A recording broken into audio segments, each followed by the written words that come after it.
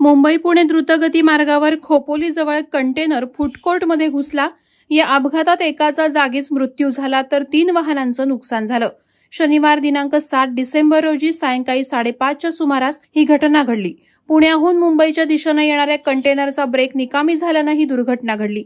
चालकाचं वाहनावरील नियंत्रण सुटलं, तो थेट फूड कोर्टमधील प्रवेशद्वाराजवळ एका पिलरला धडक देत आत शिरला। या अपघातात फूड कोर्टमध्ये काम करणाऱ्या एका कामगाराचा कंटेनर खाली चिरडून मृत्यू झाला।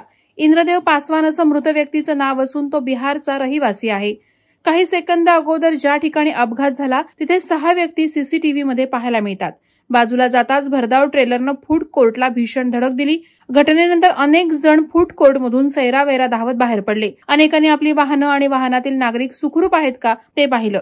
अपघातादरम्यान कंटेनरने पार्किंगमधील अन्य 3 वाहनांना धडक दिली। बिपिन यादव असं ट्रेलर चालकाचं नाव आहे। पोलिसांनी यादवला ताब्यात घेतलंय। वादळवारा लाईव्हसाठी दत्तात्रय शेडगे, खालापूर। नवी मुंबई व रायगड जिल्ह्यातील ताज्या बातम्या आणि घडामोडींसाठी सबस्क्राईब करा वादळवारा लाईव्ह चॅनल आणि दाबा बेल आयकॉन।